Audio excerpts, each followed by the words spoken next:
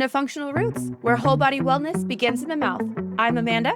And I'm Heather, and we're hygienists with a passion for all things holistic, functional, and naturopathic. This isn't your average dental podcast. Around here, we dig deep, past the plaque, and into the powerful connections between our health, the body, and the way we live.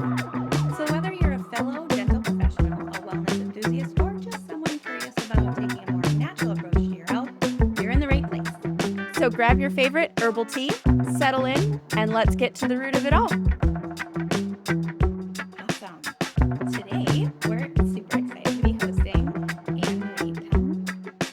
Awesome. Today, we're super excited to be hosting Anne-Marie Pelham.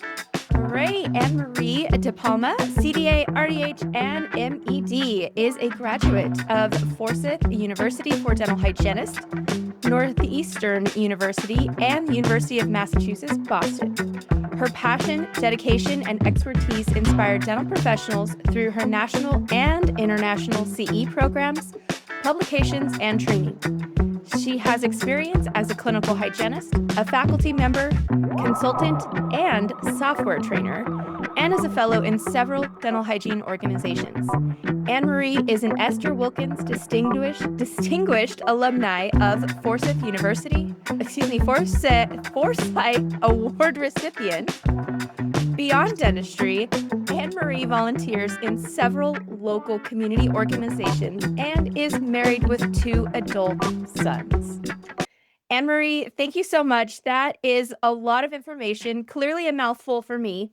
A lot of credentials as well as experience in many aspects of dentistry and professional education. So I'd love to hear what the motivation behind your professional journey has been.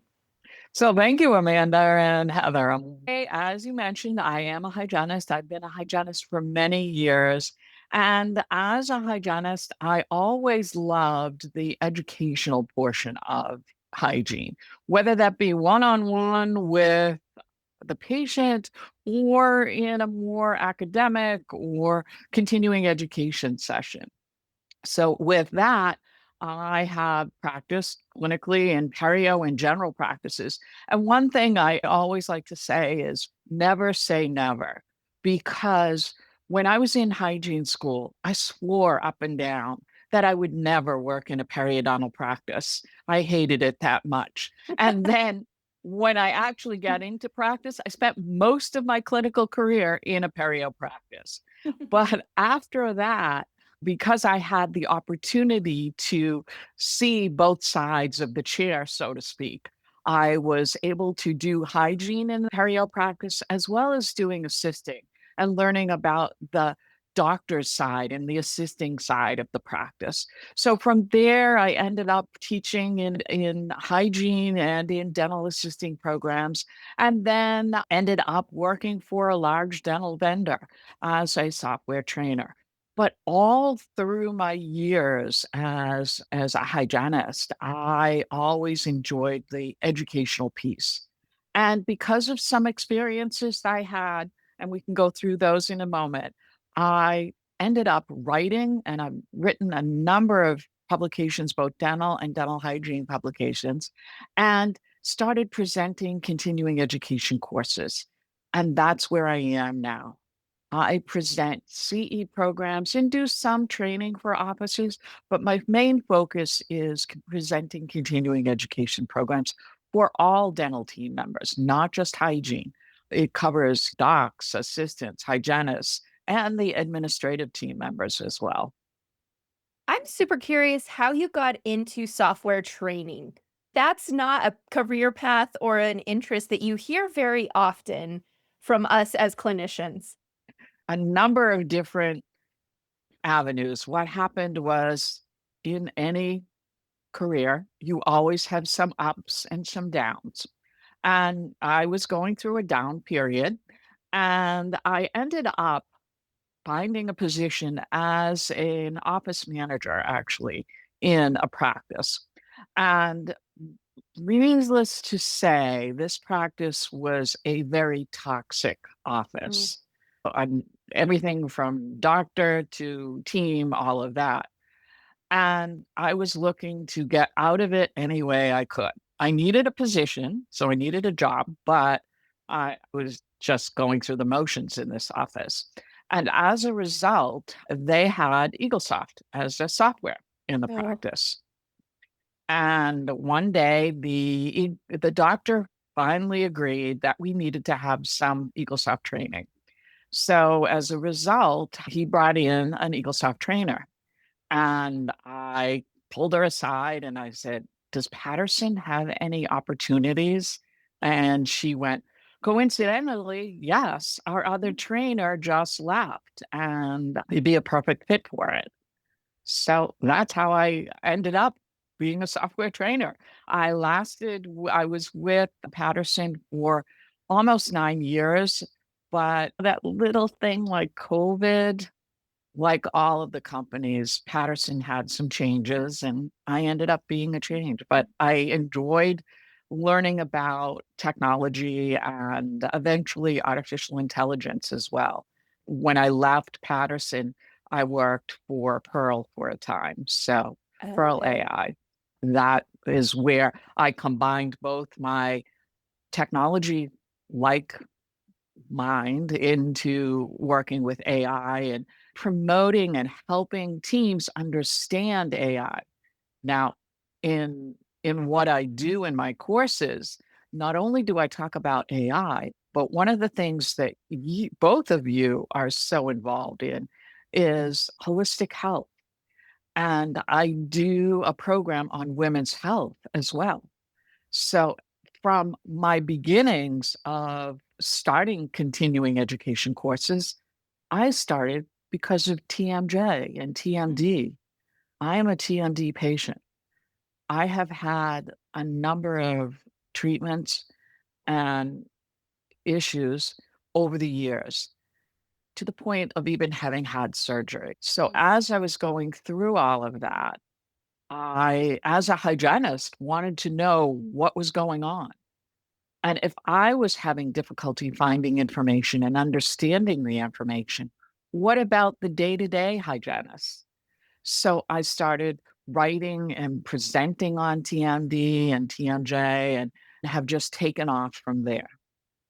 I know I say this like every episode, but I just like I love hearing backgrounds. It's always just so fascinating of like you literally just asked somebody something and it opened up a whole opportunity that you never saw for yourself, right? Never say Right. never.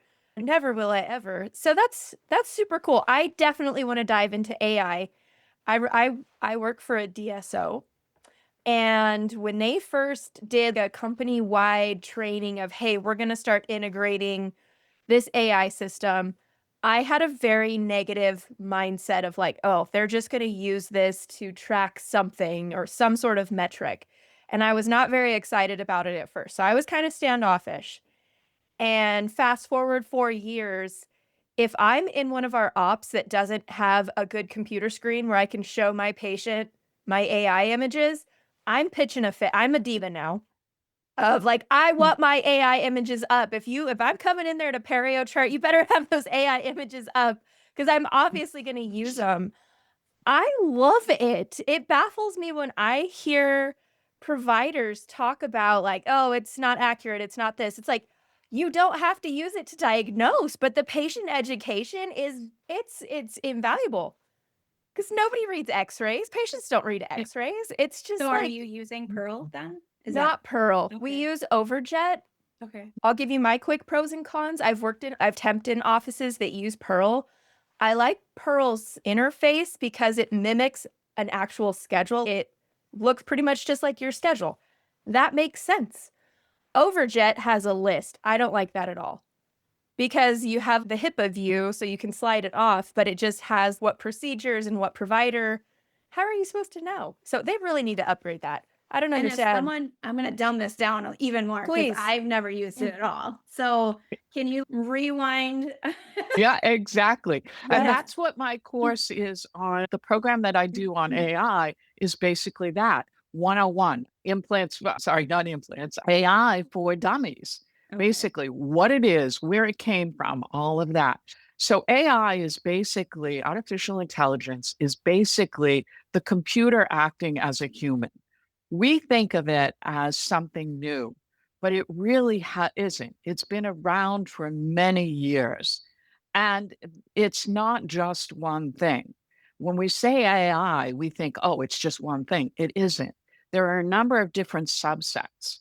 So, for example, do you watch Hulu or Netflix? And when you're watching those, all of a sudden you're watching a show and then they suggest, oh, maybe you might like another show. That's AI, and that's what we call machine learning. Or if you're talking to Alexa or Siri, that's natural language processing. And that's what's in products like Pearl or Overjet in their voice programs. They are using now voice notes and voice perio charting. And there's also other companies out there, such as Bola, that do voice activated perio charting and voice notes and things like that. So there are a number of different subsets. And then we have the things like ChatGPT, which are what we call large language models that take information and create new texts, new videos, new photos, all of that. So there's so many different areas when we talk about AI. So on the patient side of it, for those who are like, so how are you using AI? Basically, it's taking x-rays and it puts a filter over them. And this is where the patient education aspect comes in. So it just pulls up a bite wing and I tell the patient, this is what AI does is it puts a filter over your x-ray so you see what I see when I'm looking at the x-ray, and then I tap the space bar and put the filter on so it comes up. So it highlights the enamel, and I kind of do a quick anatomy lesson. I say, okay, this nice white outer layer is your enamel. This is the hardest substance in your body, and you better believe I'm talking hydroxyapatite and like compared to your bone, look how dense it is. And that's how x-rays work. X-rays are measuring density. The lighter something is, the more dense it is, it's reflecting back that radiation. And so AI is measuring that same density change. If it's true or not, that's what I'm telling them. They don't need to know. So, and then I go into what we're seeing. If there's existing restorations, it shows up in blue and it's a density change. So it's coming up with a different thing. And if there's little starts of cavities in the enamel, it'll show up as yellow.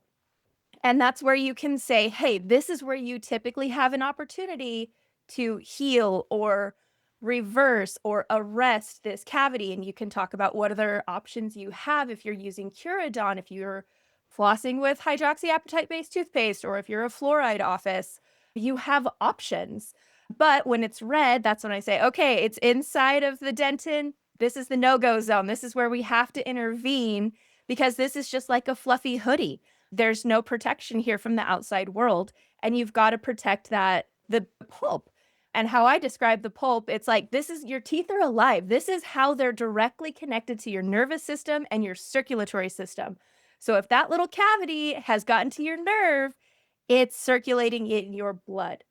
So I love it. And then there's plot points for the perio, and it's a whole thing. I have a whole spiel, just depending on what's going on. But I absolutely love it. And patients are like, this is crazy. I was like, tell me about it. So it is truly just such an incredible tool. It is. It is absolutely amazing. However, there are what we call hallucinations. So, any AI product within dentistry or in the general world, any AI product has this hallucination, which means that it can see things that aren't there, or it can miss things that are there. That is just the nature of artificial intelligence. It's just part of the beast. So when Amanda, like you said, people say, oh, I don't like it because it's not accurate. Well, it's only an adjunct, it's only an additional tool. It's that second set of eyes that a doc comes in on a hygiene patient. He or she has 10 or 4 or 5 different hygienists to do exams on or evaluations on, and just quickly looking at radiographs and saying, oh, okay, there's nothing there. But when AI points it out, then it's going to make you think, okay, is there something there? Do I need to look more intensely in the clinical aspects? All of that. Heather, do you have questions? I think, no, it's awesome. I think it's really cool. And then how does that work with like like perio charting and bone loss. I know there's a huge, in some of my case presentations, like perio sometimes is interpretation with bone loss, right? Someone can say that's a 43, 46 because there's not bone loss. Can we see the bone loss? Where does the bone loss start? Do I have the lamina dura there? If it's not there, is that perio? So how does AI help us really pinpoint whether it should be? I mean, obviously you still have to take into consideration. You can have a 5 millimeter pocket not have bone loss, right? There's pseudo pockets, there's inflammation. How does it help with diagnosing perio? So, a couple of different things with the various tools, the Overjets, the Pearls of the world, and there are a number of other companies out there as well. But with them, they actually measure from CEJ to the crest of the bone. So it's giving you a visual picture. And then that is highlighted by the AI. Then in turn, you look at using voice activated perio charting. So you're doing your probing and you're calling out the numbers 232, 345, and the patient is hearing those. So you're actually getting a dual aspect. You're getting what you're seeing on the radiograph in more detail, and then having the patient education piece to it as well. Now, in terms of insurance and third party payers, that's where the question comes in. And it is recommended that when you send radiographs that have some issue to them, and periodontally, for example, that you send both the regular traditional radiograph and the radiograph that has the AI on it. And then complete documentation. As a software trainer, when I was going into offices, I would do various types of training. And one thing that we would do is look at the software. We would do an evaluation and look at the software, look at various reports. And one report that I would look at would be the perio-prophy ratio, looking at how many codes within a certain time period of hygiene codes went out as prophy or went out as periodontal treatment. And officers would always say, oh, no, we're doing great. We've got great perioprobing processes. But they wouldn't have, all they would have would be probing and bleeding, or maybe just probing depths and no bleeding. But that's not, as hygienists, we know that's not a comprehensive periodontal evaluation.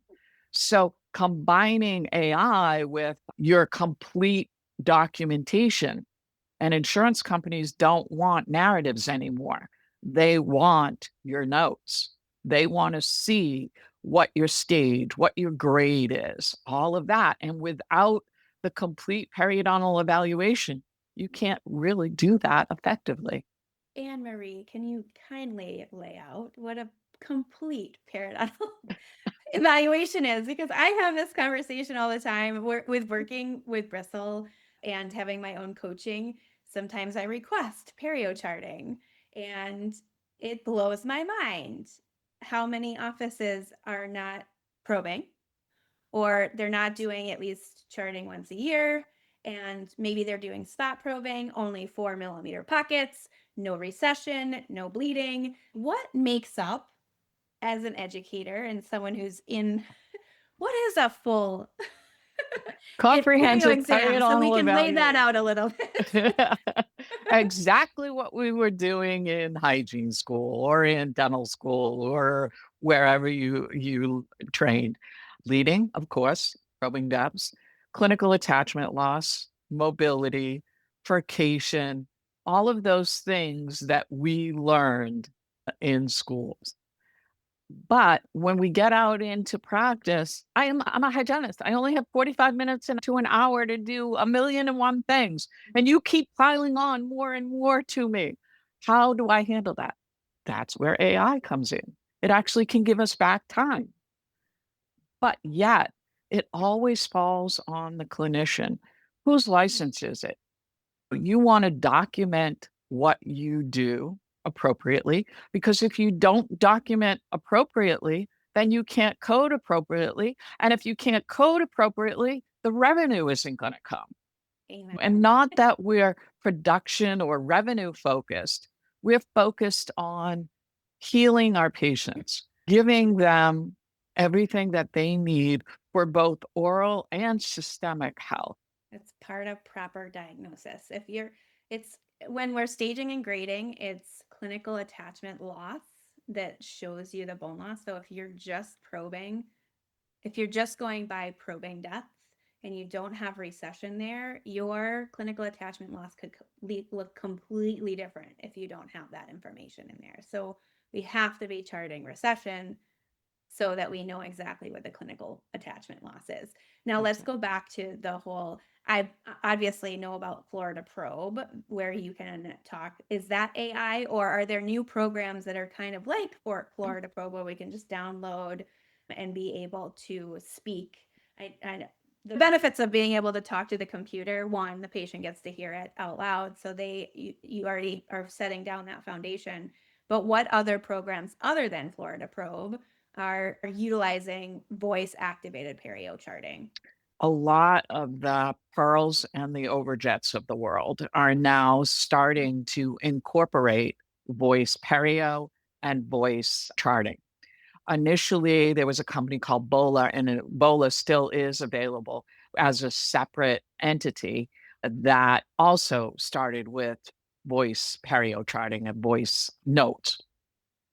A lot of the cloud-based softwares, the Curves, the Oryx, the dental app softwares that are out there, those are actually creating their own AI programs built into their programs, so that the radiographic piece is already built in. The voice perio is already built in. Okay. So there's a lot of various companies that are doing a little bit of everything in terms of the AI space. But yet, we also have to understand it's a wild, wild west out there. Is it a company that understands dentistry, or are they just jumping on the bandwagon? So do they understand what we need and what we do? And then looking at liability issues and HIPAA rules, and all of those things come into play when we're talking about AI. I was hearing recently that there was an office that is using ChatGPT to write patient communication regarding marketing and insurance denial claims. So an insurance company denies a claim. This particular office is using ChatGPT for writing a letter. Now, if they're adding the patient's information, the patient's name, the diagnosis, all of that into something that is not necessarily HIPAA compliant, you've got an issue. When in the program that I do on AI, we talk about that. We talk about what are the things and questions that you need to ask any vendor, any company that is using AI. It's wild. I was at Chicago Midwinter, right? I think we all were at Chicago Midwinter. And you were not, Anna? No. Oh, okay. Next year, though. In my Next year, mind's eye, you were there. So, okay. Nonetheless, any large dental convention, I'll be at CDA next week, and you walk the floor, it's insane. The AI like apps essentially for so many different aspects of your dental workflow, from front desk, patient automations, the financial automations, just so many things. It's wild to think of just how much AI in the last 2 years has just really exploded into dentistry. It's nuts to see it. We had our dental hygiene summit for our DSO a couple months ago, and they had somebody from Overjet come out and speak to us. They're beta testing the little microphone that we wear. I am excited for this because I hate notes. I hate notes, and I'm not a strong note writer. At the end of the day, I admit it. I know it. I have templates, and I know I miss stuff. So I am so excited for the note aspect, Anne Marie. So tell me, because I know I'm not the only hygienist out there that doesn't like doing notes, and we are excited for this. I know it's going to it takes everything that you talk about. The second you walk in the room, it starts. You have to make sure the patient is aware it's being recorded, and it just starts recording. So I'm really excited to see how much more thorough my notes are going to be with conversations that I have that I don't have something on my existing template that I'm talking about with a patient. So, what do you know about that can help clinicians to be more comprehensive with their notes and how to manage the AI with the notes? So every one of the different companies are going to have different ways of setting up their templates and doing what you're saying or recording. Some are just going to have the clinical notes. Some are going to record all of your conversations. But more importantly, you have to inform the patient regardless of all of that. And it's it's variable. I can't answer it because I don't know what these companies are doing. There's just so many aspects. And I love the fact that you brought up the admin side of the practice as well. Oh, there's AI companies out there that are helping streamline purchasing, helping looking at insurance claims and denials and all of that. AI receptionist, there's one company out there that had a product that is answering the phones. And that particular product, the actual person that was calling the office thought that AI was a real person and asked it out on a date. There's so many different aspects of where AI is coming into dentistry, not only on the clinical side, but the admin side. We know that a lot of teams are struggling and finding new team members, whether that be for clinical or admin. We want our teams, regardless of admin or clinical, to be focused on the patient. And the patient is the reason why we're there, the reason why we're in existence. So, whatever we are using, admin or clinical side, we need to make sure that it is beneficial for the patient as well as for us. It's not just all about us, it's about the patient and making that holistic picture of their health. Yeah. I think I was going to ask something about the probing for sure. Going back onto the clinical side of things, I think we've slightly talked about the power of the patient hearing it. There's a lot of clinicians that hygienists, you hear them say, "Oh, I just spot probe." And it's like, yes, you're getting the job done. I don't enjoy probing, right? It's just not my favorite activity. But the power in the probe isn't getting the measurement, it's the patient hearing their own health score. So I think removing that deterrent of if I don't have my assistant in here right away, if they're doing their job in the room next to me, trying to get somebody in there, it's going to remove that barrier. But I'm really excited, kind of like switching back to the notes. I'm really excited for what kind of information they're going to be gathering about the kind of conversations that clinicians are actually having chairside. I think the amount of information that they're going to gather from us is going to be mind blowing. I don't think insurance is going to change payouts or anything like that. Heaven forbid they realize what we actually do. But I think it's going to be a lot of really cool. Whoa, we're doing a lot more than what we've been putting in our notes for the Mm. last 50, 60 years. Yeah. So, Hygienists are not just teeth cleaners. We do so much more. And even in terms of the restorative side, doctors and assistants are doing so much more. The admin side, they have so much on their plate as well, bringing in patients, answering the phone, dealing with payment, whether that be patient or insurance payments, all of that, marketing, growing the practice, the metrics of the practice. If you don't measure something, you can't improve it. So there's so many aspects of what we do in a dental practice, not just on the clinical side, that having a note taker is going to definitely make some differences. Not going to It is. happen right away.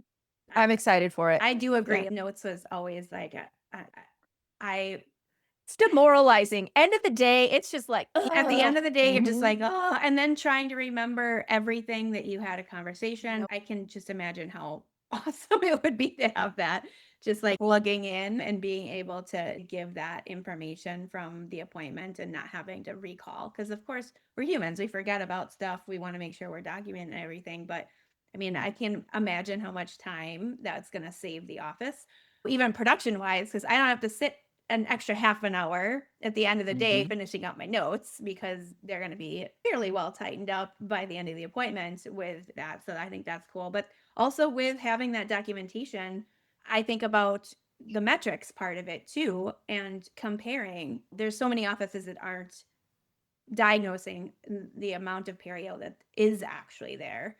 So having a little bit of a watch. It was one of the things when I was director of hygiene. It was challenging to show. I felt like a spy.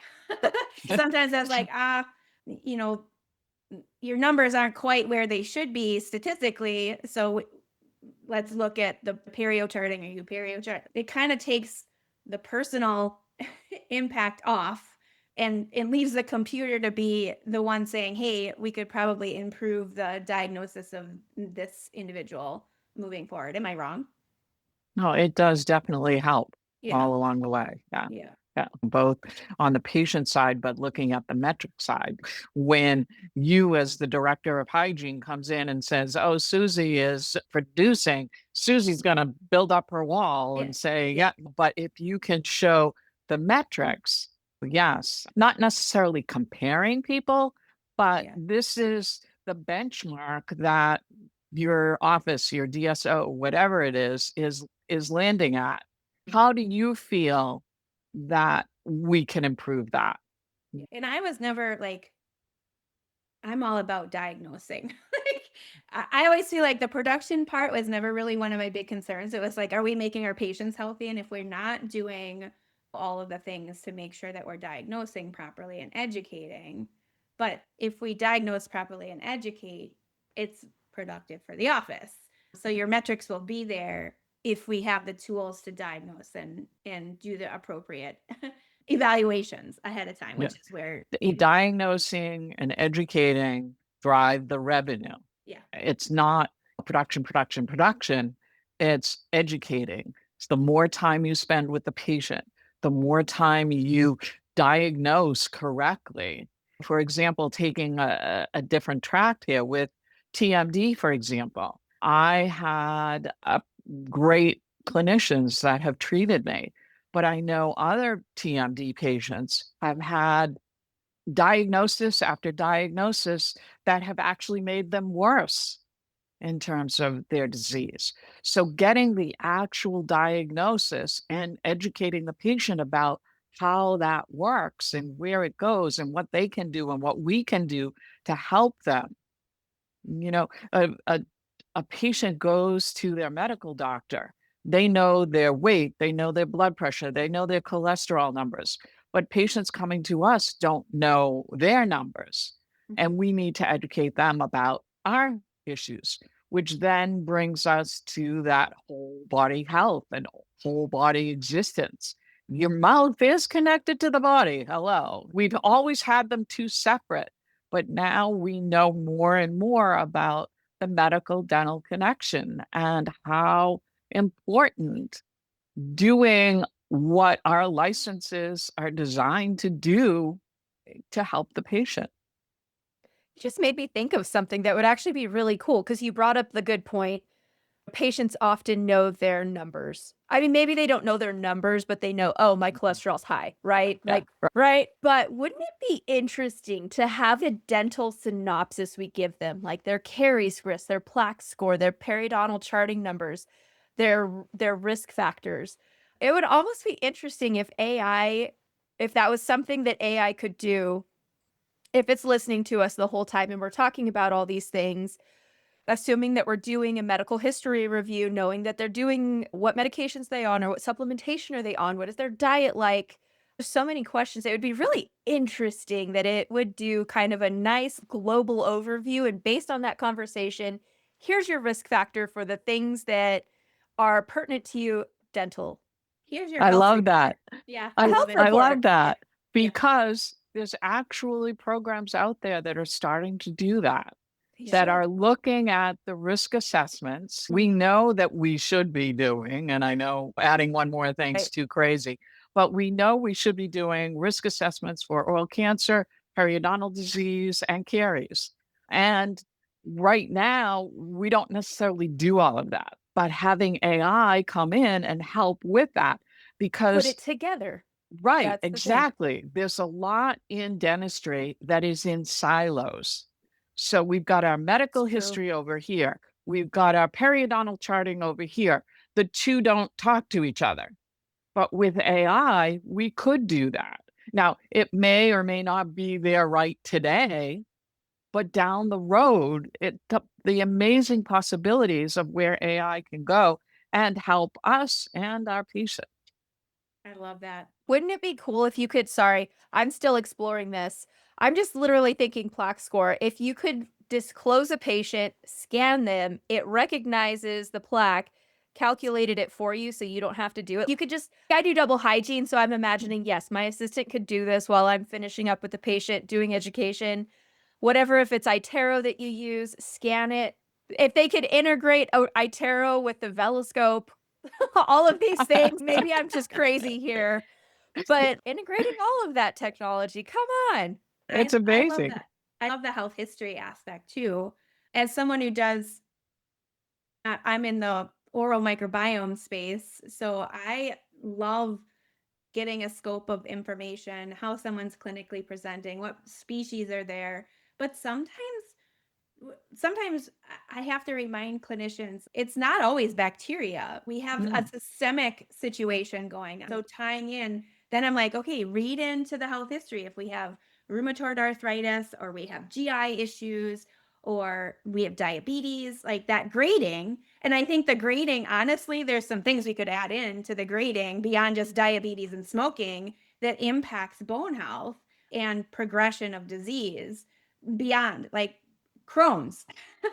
Right? If we have a leaky gut issue and vitamin and mineral deficiency problems, so if we could integrate the health history and have it point out like these are the Risk bacteria we factors. found, this is the probing, this is your health history. How does that all tie together on Yes. disease progression? Because Right. it's all tied together. Cytokines are cytokines, right? So if we can have AI pull, okay, we know we have these health history, this is cytokine generating.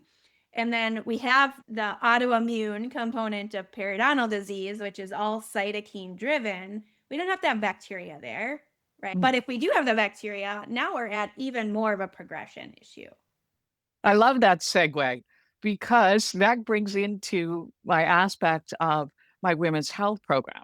I talk about things that we don't necessarily hear about, conditions that affect primarily women. Yes, the autoimmune diseases, but there are a whole bunch of other issues that affect women more so than men that we have never heard of.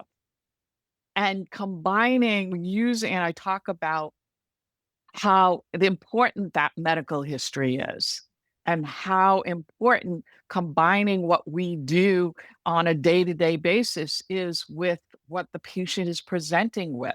A lot of these conditions may have xerostomia, may have bone loss, may have whatever that are going to affect what we do and what we're seeing in the patient. So yeah, I love that. Okay, so give us examples of what you I know. dive into that just a Going back to the I talk a little bit about in this women's health program, I talk about TMD and how women are more susceptible to it and the reasons for that. Things like Crohn's or colitis or rheumatoid arthritis. We know heart disease is an issue. And the distinctions between heart disease in men and heart disease in women, vertigo. Vertigo isn't autoimmune, but it's a symptom of what's going on. And medications and then skin disorders.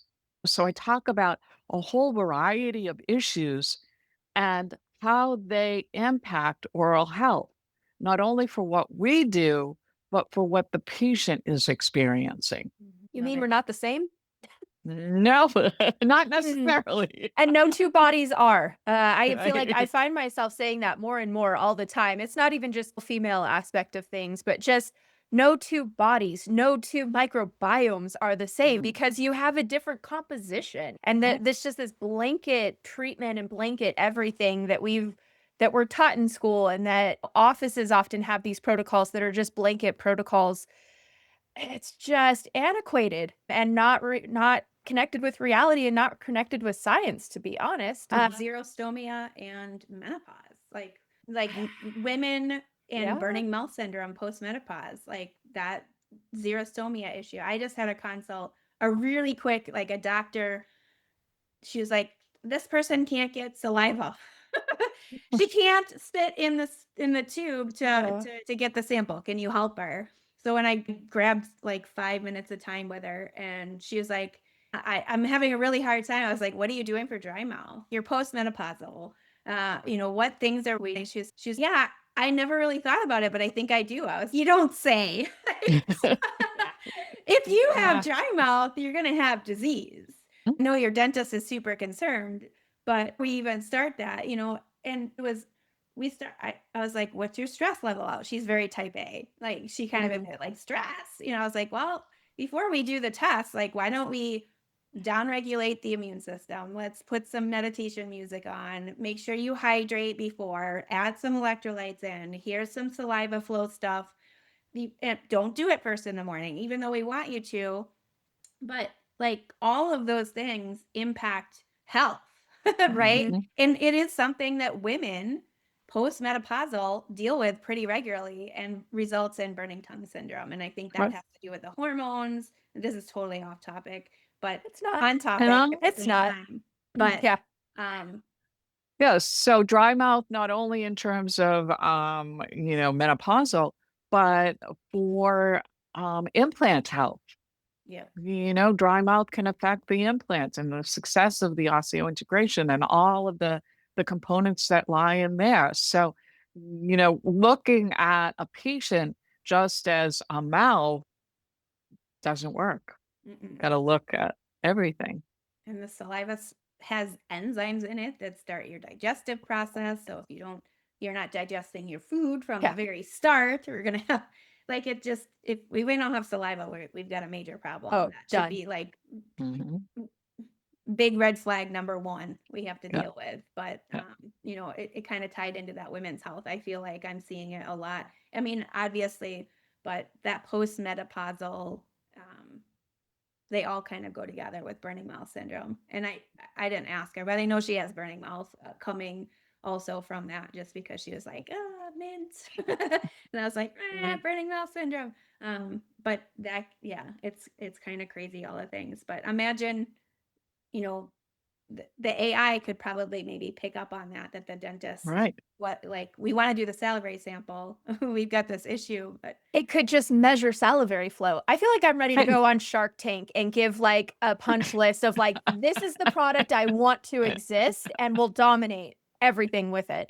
And we're not measuring salivary flow. It would Not be awesome many. if we could be able to do that. When I'm having people do when I'm training offices, I'm like, when you have your patient spitting in the vial, this is a salivary assessment. Very, very important. Make notes. I'm going to ask you what the saliva flow is. But yeah, if we had an AI where we could assess a little bit of like the quality of the saliva, that Right. stringy, sloppy saliva is high cortisol, right? Like, we got to downregulate. We're in fight or flight. Yeah. Yeah. No, it's the truth. Okay, I know I'm gonna slight segue this, but on the topic of like integrative health, next week I was actually really sad to miss out on this one. The ADHA is doing that integrated health summit in Colorado. And I was really sad they chose to do it the same week of the California Dental Association meeting. I was like, come on, guys, really? I feel like the ADHA has like the worst timing ever for all of their events. I'm like, why do you do this? It's like, this is one thing I would actually go to. I was really excited about it. Anne Marie, I'm just curious, do you have any like insights or thoughts about kind of the future of integrating dentistry with oral systemic health? Yeah. So number one, it starts with the technology, going back to that, because you've got the programs, the Dentrix, the EagleSofts, the Curves, the cloud-based softwares of the world that, and then we have Epic and Cerna, which are the medical PMSs. They don't talk to each other. They've never talked to each other.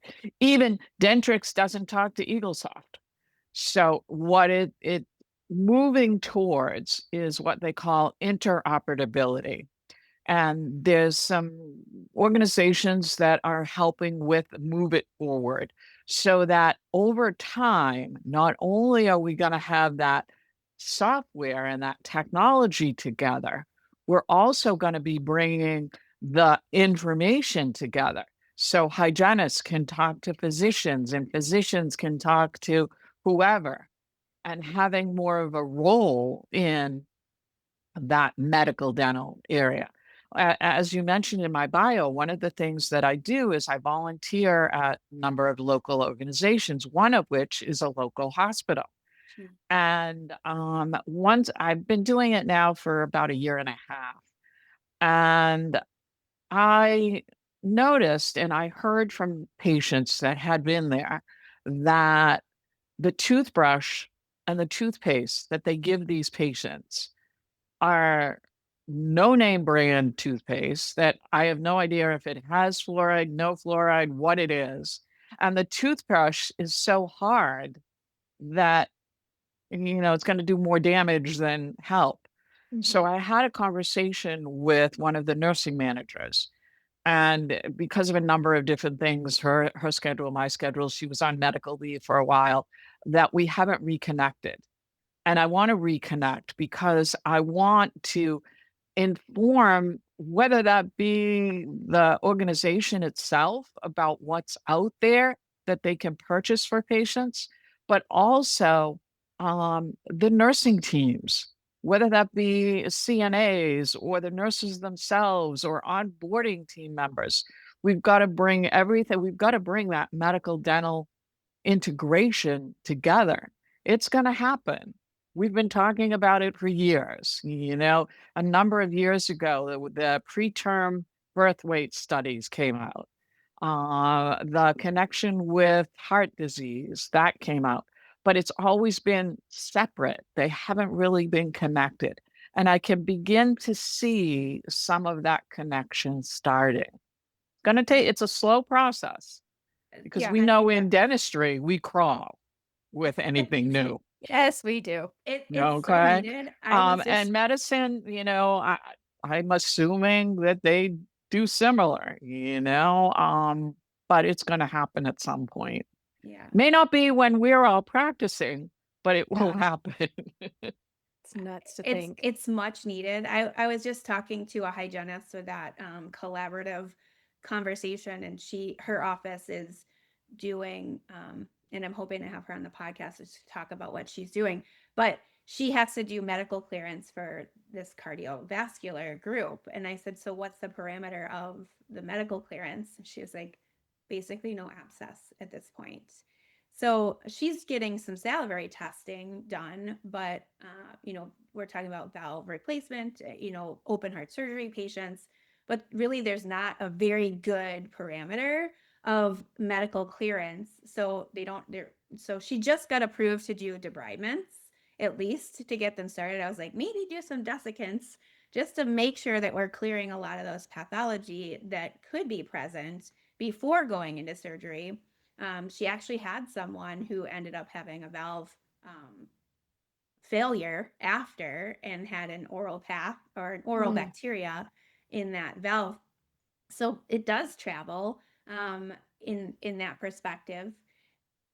Having more than just no abscess, it's really important. Like making sure that the periodontium is stable because it's the pathology, the bacteria in the mouth that drives perio generally. This one was actually not a perio pathogen, so that it was strep which is a beneficial. But that tells you even the beneficial species, when they make their way to other places, it can be problematic. Mm. So if we're I not keeping things in check and really paying attention, it can cause major issues. So it's kind of interesting that way. I feel like we definitely need a lot more collaboration. And quite frankly, because it is the Wild West, maybe we can hold each other a little bit more accountable. Mm. I remember when I was in perio practice, there was a patient who was undergoing chemo and radiation. Mm. And she came in and her mouth was completely bombed out. Perio, caries, the whole 9 yards. And we said, did your oncology team ever talk about oral issues? And she said, no, you know, they're focused on, yes, yeah, life changing and life altering and life sustaining issues. But yeah, we also need to look at the mouth and the oral environment. Yeah. So this is a really great place to plug in Jill Lippert. Mm. If you have patients who are going through chemo, or you are a patient who's going through chemo, Jill Lippert is a great person to reach out for support through those oral changes on supporting dry mouth and sores and mucositis that are side effects for chemo treatment. So holler out to Jill a little bit there. So Definitely. yeah. Well, Anne Marie, you have your hands in a lot of topics, and topics that are just going to continue to grow and honestly get more interesting, and I think more pertinent for providers. What events do you have coming up this season, I guess? Because you're probably busy all year. So let's just say this season. Um, well, first of all, I've got a number of webinars that I'm going to be doing over the next few weeks and months. I'm going to be at the American Academy of Dental Hygiene meeting in June, and a bunch of other meetings throughout the rest of the year. People can. I'm actually looking forward to next February because I will be at Midwinter then. um, and doing presentations there. And they can contact me either through my website. It's DePalmaAnneMarie.com, or emailing me at DePalmaAnneMarie@gmail, or my LinkedIn as well. I'm on Yes. LinkedIn too. We always do love to learn from you. Of course, we learned through our conversation, but what are things that you are learning, reading, or listening to grow yourself professionally or even personally? So whenever I give a presentation or do training with an office, I'm always learning. So I'm always educating myself. I just took a course on yoga and burnout for Mm. hygienists and dental team members. I'm always one of those CE junkies, you know. Yeah. Whatever topic, whether that be on the clinical side, staging and grading courses and perio courses, or PAP courses, or whatever, or on the admin side, because as a hygienist, I like to know both sides of the practice. I've had experience in both sides of the practice. So taking courses on admin and billing and insurance and technology too, Yeah. because I'm speaking on technology. So I want to know what's out there, keeping myself updated all along the way. Will you be at Under One Roof? Unfortunately, no, Ah, because I'm going to IFDH. I'm not speaking at IFDH, but I'm going to IFDH. And by the oh, okay. time, they're like right after each other, and can't do both, I unfortunately. didn't even realize they were that close to each other. I know there's a lot of friends in the industry that are going to the IFDH. Italy? Is it in Italy this year? Correct. Darn it. I'm so sad you're going to Italy this summer. Anne Marie, I'm so Yeah. sorry for you. I know. Well, then, Chicago for sure will catch up. So, thank you so much for spending your day with us and just educating us on AI and just some of the really cool things that are going to be coming and just resources for clinicians. So, thank you so much for what you do and the value you bring to the hygiene community and the conversation. Yeah. Thank you. Thank you both. And everyone, have a great rest of your day. Take care. Thank you.